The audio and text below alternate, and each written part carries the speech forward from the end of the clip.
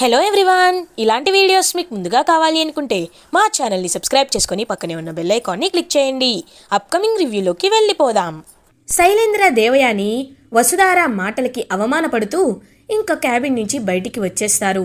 అప్పుడే దేవయాని, నాన్న శైలేంద్ర, ఈ వసుధార మనం అనుకున్న దానికంటే ఎక్కువగా మాట్లాడుతుంది. ఈ వసుధారని ఎలా అయినా ఈ ఎండి చైర్ నుంచి దింపేయాలి నాన్న, అప్పుడు ఆ వసుధార పొగరు అణుగుతుంది అని అంటుంది దేవయాని. మోమ్, నువ్వు పైకి చెప్తున్నావు, నేను చెప్పటం లేదు అంతే. అయినా ఇంకా సేపట్లో ఒక పెద్ద బాంబే పేలబోతుంది. దాని గురించి నువ్వు ఎక్కువ టెన్షన్ పడద్దు. ఆ వసుధారాని ఎలా ఎండీ చైర్ నుంచి కిందకి దించాలో నాకు బాగా తెలుసు అని అంటారు. శైలేంద్ర శైలేంద్ర అనే గొంతు వినపడుతుంది. ఇద్దరు అటుగా చూసేసరికి అక్కడ ఫణీంద్ర ఉంటారు. ఒక్కసారిగా షాక్ అయిపోతారు. శైలేంద్ర, దేవయాని, ఏంటి శైలేంద్ర, దేని గురించి మాట్లాడుతున్నావు అని అడుగుతారు. ఫణీంద్ర, ఏం లేదు డాడ్, కాసేపట్లో బోర్డ్ మీటింగ్ జరగబోతుంది కదా, దాని గురించే మాట్లాడుకుంటున్నాం. అవును డాడ్, నోటీస్ బోర్డులో చూశాను, రిషి గురించి అబద్ధం చెప్పారేంటి అని అడుగుతాడు శైలేంద్ర ఫణీంద్రని.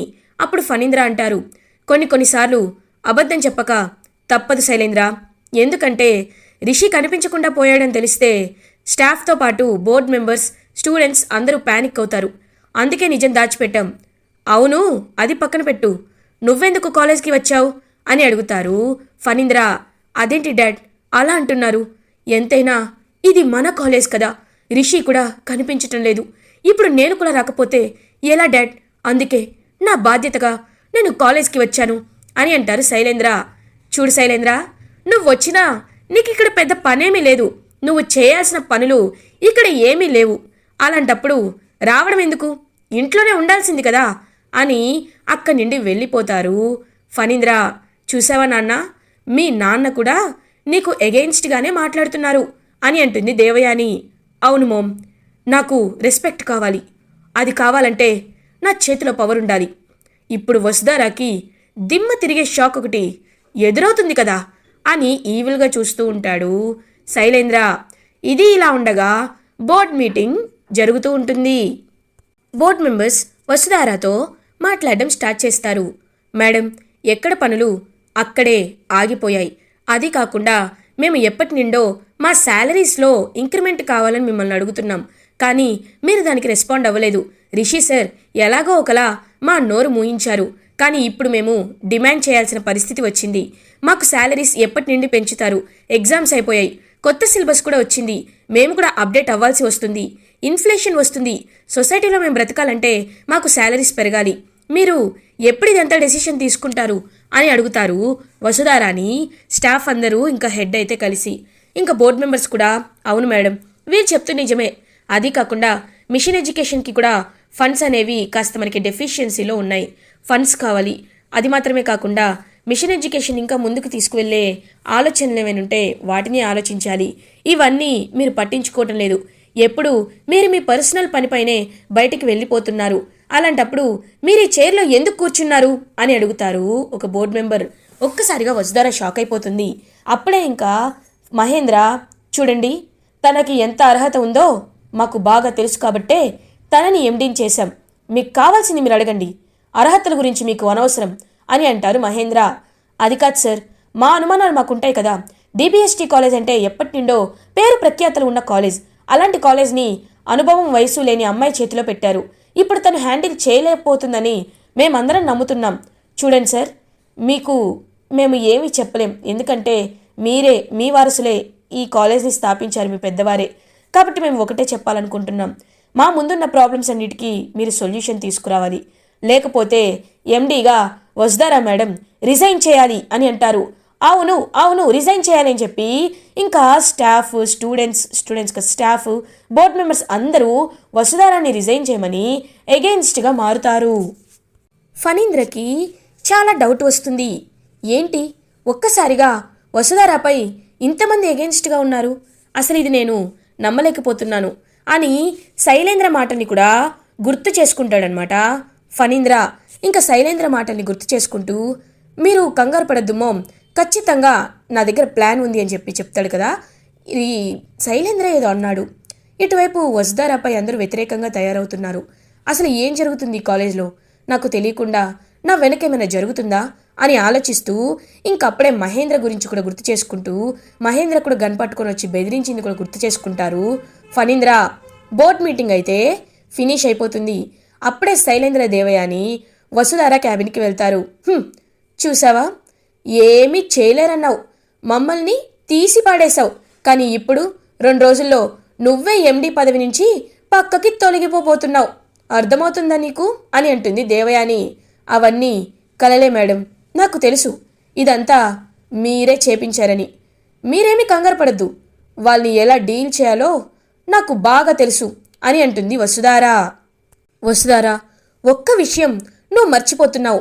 రిషి నా కంట్రోల్లో ఉన్నాడు, నేనే రిషిని కిడ్నాప్ చేశాను అని అంటారు శైలేంద్ర. ఒక్కసారిగా అప్పుడు భయపడుతుందన్నమాట కొంచెం వసుధార. ఏంటి, భయం వేస్తుందా? ఆ మాత్రం భయం ఉండకపోతే ఎలా వసుధారా? నేను ఒక్క ఫోన్ కాల్ చేస్తే చాలు, ఖచ్చితంగా వాళ్ళు రిషిని చంపేస్తారు అని అంటాడు శైలేంద్ర. శైలేంద్ర అని అంటుంది వసుధార. ఏంటి, నువ్వు పేరు పెట్టి పిలిచినంత మాత్రాన, గట్టిగా అరిచినంత మాత్రాన నిజాలు అబద్ధాలు అయిపోవు కదా వసుధారా? ఎలా అయితే బోర్డు మెంబర్స్ మీకు టైం ఇచ్చారో నేను అంతే టైం ఇస్తున్నాను. 2 డేస్లో నువ్వు ఎండీ పదవికి రిజైన్ చేసి నీ చేతుల మీదుగా నన్ను ఎండీ చైర్లో కూర్చోపెట్టాలి. వెంటనే రిషి వచ్చేస్తాడు, లేకపోతే ఏం జరుగుతుందో నీ ఊహకే వదిలేస్తున్నా. పిన్నిని ఎలా అయితే చేశానో రిషిని కూడా అలాగే చేస్తాను, నాకు ఎవ్వరు తేడా లేదు, బాగా ఆలోచించుకో అని అక్కడి నుండి వెళ్ళిపోతాడనమాట శైలేంద్ర. మళ్ళీ వెనక్కి తిరుగుతాడు. చూడు వసుధారా, నువ్వు ఇందాక ఏదో థియరీ చెప్పావు కదా, ఎండి అంటే కనుసైగతో పాలించాలి, గడగడ వణికిపోవాలి, నాయకత్వ లక్షణాలుండాలి, ఏదో చెప్పావు. కానీ నా విషయంలో ఒక ఎండి అంటే రాజు లాంటివాడు. ఎండి ఏదైనా చేయొచ్చు, ఎన్నైనా చేయొచ్చు, తన ఖజానా ఎప్పుడు తన చేతుల్లోనే ఉంటుంది. ఖజానా నుంచి డబ్బులు పడేస్తే ఏ పనైనా ఎవరైనా చేస్తారు. ముందు అది నేర్చుకో. డబ్బులు ఉంటేనే ఎవరు ఏ పనైనా చేయగలరు. డబ్బులు ఇస్తే ఎంతటి పనైనా చేస్తారు. నేను పవర్ కోసమే ఈ ఎండి పదవికి కావాలనుకుంటున్నాను అని అక్కడి నుండి వెళ్ళిపోతారు శైలేంద్ర దేవయాని. ఇంకా పాపం వసుధార క్యాబిన్ నుంచి చాలా భయపడుతూ అలా ఇంకా బయటికి వచ్చేస్తుంది. అదంతా గమనిస్తారనమాట ఫణీంద్ర. వసుధార చాలా బాధపడుతూ వస్తుంది. కారణం ఏమై ఉంటుంది అని గమనిస్తూ ఉంటారు ఫణీంద్ర. ఇది ఇలా ఉండగా అనుపమ అటు ఇటు తిరుగుతూ ఆలోచిస్తూ ఉంటుంది. రిషిని ఎలా అయినా తిరిగి తీసుకురావాలంటే ఏం చేయాలి? రిషికి ఖచ్చితంగా ఆ శైలేంద్ర కిడ్నాప్ చేశాడనే విషయం అర్థమవుతుంది. వాడు ఎక్కడ కిడ్నాప్ చేసి ఉంటాడు, ఏం చేసి ఉంటాడు అని ఆలోచిస్తూ ఉంటారు అనుపమ. అప్పుడే ముకుల్ అనుపమ దగ్గరికి వస్తారు. మేడం, మీకు ఏదైనా అని చెప్పి అడుగుతారు. లేదు, ఇంకా ఏమీ నాకు క్లూస్ దొరకలేదు ముకుల్, కానీ ఎలా పట్టుకోవాలో అని ఆలోచిస్తున్నాను అని అంటారు అనుపమ. మేము అదే ప్రయత్నంలో ఉన్నాం మేడం, ఖచ్చితంగా వాడు ఎక్కడికి వెళ్ళడు, వాడిని పట్టుకొని తీరుతాను అని అంటారు ముకుల్, నేను మీకు ఒక విషయం చెప్పాలి అనుకుంటున్నాను. ఇప్పుడు శైలేంద్ర ఖచ్చితంగా తను ప్రీ ప్లాన్డ్గా తనంతటి తానే తనపై అటాక్ చేయించుకున్నాడు. అది మాత్రమే కాదు, ఆ రౌడీలు ధరణి చూశానని కూడా చెప్తుంది. ఇప్పుడు ఆ రౌడీలే ఖచ్చితంగా రిషిని కూడా కిడ్నాప్ చేసి ఉంటారు. వాళ్ళు ఎలా ఉంటారో తెలియాలంటే మనం ఆ హోటల్కి వెళ్ళి చెక్ చేస్తే సరిపోతుంది కదా అని అంటుంది అనుపమ.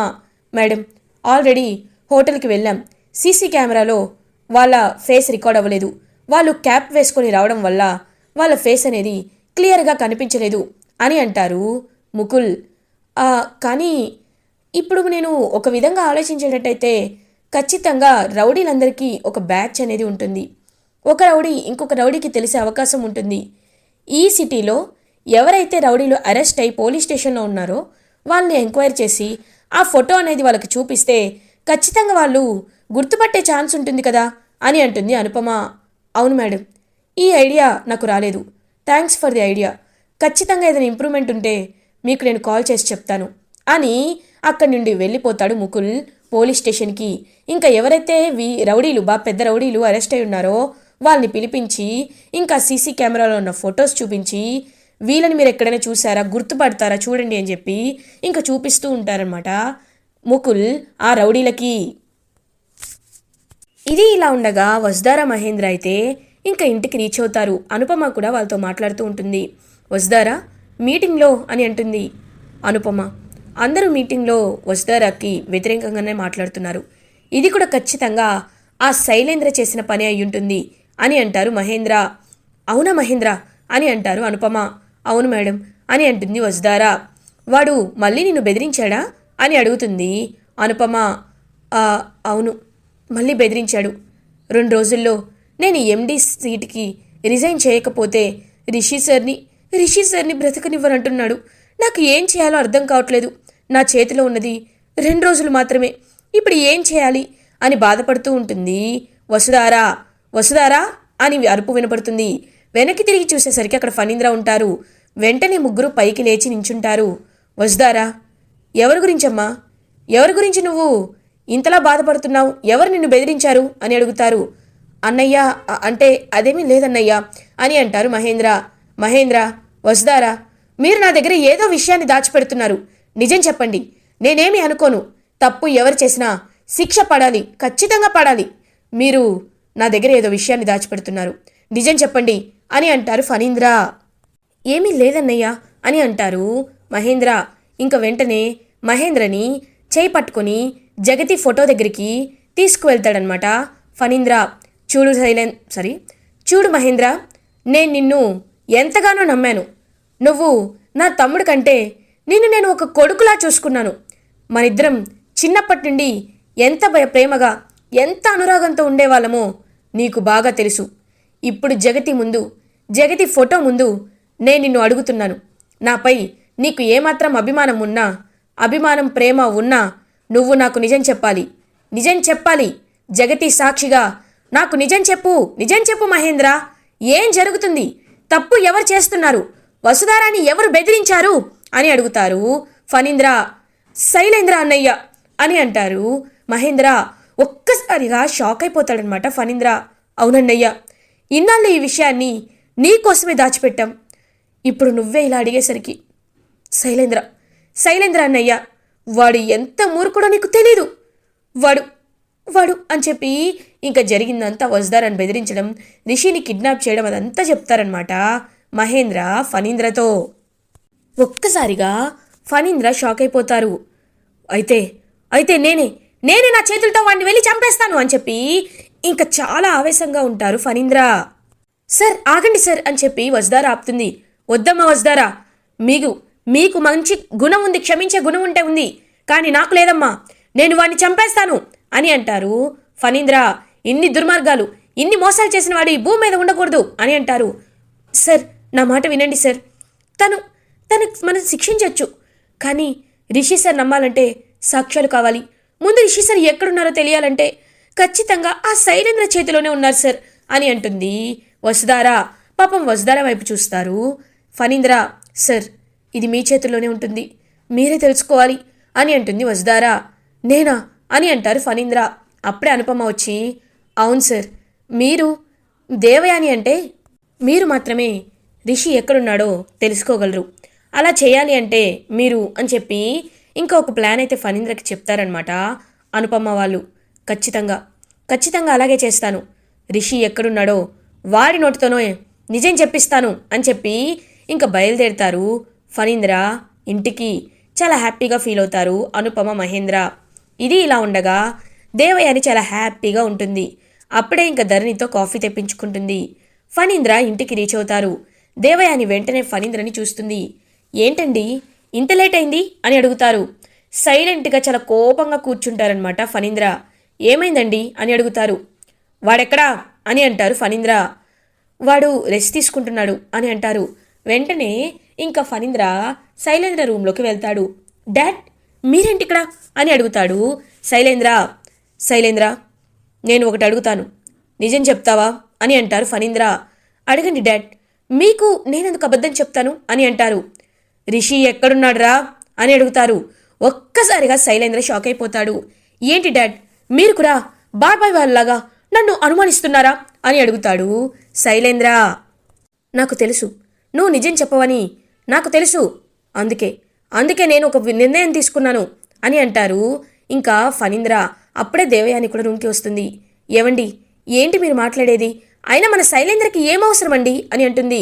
నాటకాలు ఆడద్దు దేవయాని, మీరు చేస్తున్న పనులన్నీ నాకు తెలిసిపోయాయి. నాకు తెలుసు మీరు ఎప్పటికీ నిజం చెప్పరని నాకు తెలుసు. అందుకే నేను ఒక నిర్ణయం తీసుకోవాలనుకుంటున్నాను. నేను ఇంత చెడ్డ కొడుకుని కన్నందుకు, నాకు దుర్మార్గుడు పుట్టినందుకు చాలా చాలా సిగ్గుపడుతున్నాను. ఇప్పుడు కూడా వాడు రిషి ఎక్కడున్నాడో చెప్పడం లేదు. కాబట్టి నేను అని చెప్పి ఇంకా రివాల్వర్ తీసుకొని తన్ని షూట్ చేసుకోవాలనుకుంటారు. డాడ్, ఏం చేస్తున్నారు డాడ్ అని చెప్పి ఇంకా శైలేంద్ర పరిగెత్తుకొని వెళ్తాడు. లేదు లేదు, నువ్వు ఎప్పటికీ నాకు నిజం చెప్పవు. నీలాంటి దుర్మార్గుడిని చూస్తుంటేనే నాకు అసహ్యం వేస్తుంది. జరుగు అని చెప్పి ఇంకా ఫణీంద్ర షూట్ చేసుకోవాలనుకుంటారు. డాడ్ ప్లీజ్ డాడ్, నా మాట వినండి డాడ్. డాడ్ మీరంటే మాకు ప్రాణం, మీరు లేకపోతే ప్లీజ్ డాడ్ అని చెప్పి బ్రతిమలాడుతూ ఉంటాడు శైలేంద్ర. ఏవండి, ఏంటండి, ఏంటి పిచ్చి పని అని అంటుంది దేవయాని కూడా. ఎవరు చేసేది పిచ్చి పని? మీరు ఎన్నో పాపాలు చేశారు, ఎన్నో దుర్మార్గాలు చేశారు. ఇప్పటికీ రిషి ఎక్కడున్నాడో తెలిసినా వీడు నిజం చెప్పడం లేదు. ఖచ్చితంగా నేను చస్తే గాని నిజాలు బయటికి రావని చెప్పి ఇంకా అలా ఇంకా తనతో నన్ను గన్తో షూట్ చేసుకోవాలనుకుంటారు ఫణీంద్ర. డాడ్ చెప్తాను డాడ్, చెప్తాను, ఖచ్చితంగా నిజం చెప్తాను. మీరు నాకు కావాలంతే అని చెప్పి ఇంకా రిషి ఎక్కడున్నాడనే లొకేషన్ అయితే రౌడీలకి ఫోన్ చేసి కనుక్కొని చెప్తాడనమాట. శైలేంద్ర రా రా అని చెప్పి ఇంకా శైలేంద్ర చొక్కా పట్టుకొని తీసుకువెళ్ళి ఆ లొకేషన్కి తీసుకువెళ్తారు ఫణీంద్ర. ఇది ఇలా ఉండగా ముకుల్ కూడా అదే పనిలో ఉంటారు కదా. కొంతమంది రౌడీలు వాళ్ళని గుర్తుపడతారు. సార్ వీళ్ళు మాకు తెలుసు సార్, వీడు ఇది అని చెప్పి ఇంక వాళ్ళు ఉండే లొకేషన్ గురించి ముకుల్కి చెప్తారు. ఇంకా ముకుల్ కూడా అదే లొకేషన్కి బయలుదేరతారు. రిషిని రౌడీలు కిడ్నాప్ చేసి ఉంటారు. అప్పుడే ఇంకా ఇటువైపు శైలేంద్ర ముకుల్ ఒకేసారి రీచ్ అవుతారు. ముకుల్ వెళ్ళి ఆ రౌడీలని బాగా కొట్టి రిషిని విడిపిస్తాడు.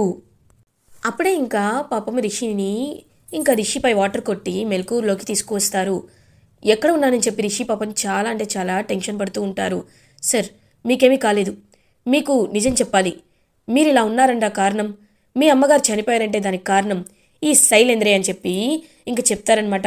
నో, నేను నమ్మను, మా అన్నయ్య అలా చేయడు అని రిషి కూడా నమ్మడు. అప్పుడే ఫణీంద్ర శైలేంద్ర కూడా రిషి దగ్గరికి వస్తారు. నాన్న రిషి, నీకేం అవ్వలేదు కదా? నాన్న నన్ను క్షమించి నాన్న, ఈ దుర్మార్గుడే దీని అందరికీ కారణం అని చెప్పి ఇంకా ఫణీంద్రనే చెప్తాడనమాట శైలేంద్ర గురించి. అప్పుడు పాపం రిషి నమ్ముతాడు. ఎందుకన్నయ్య ఇలా చేసావని చెప్పి కాలర్ పట్టుకొని అడుగుతారు. ఎండి పదవి కోసం చేశాను, అయినా నేనిప్పుడు తప్పు ఒప్పుకుంటున్నాను అని అంటాడు శైలేంద్ర. ఇంకా అలా శైలేంద్రని పోలీస్ అయితే అరెస్ట్ చేసి జైలుకి తీసుకువెళ్తారు. ఫణీంద్ర ద్వారా రిషి ఎక్కడున్నాడో ఇంక ఫణీంద్ర తెలుసుకుంటారు. ఇటువైపు ముకుల్ కూడా తెలుసుకుంటారు. రిషి అలా ఇంకా కిడ్నాప్ చర్య నుండి తప్పించుకొని ఇంటికి బయలుదేరుతాడు. ఇలా ఎపిసోడ్ ఎండ్ అవుతుంది. ఫర్దర్ ఎపిసోడ్ రివ్యూస్ ముందుగా మీకు కావాలి అనుకుంటే మా ఛానల్ని సబ్స్క్రైబ్ చేసుకోండి. Thanks for watching.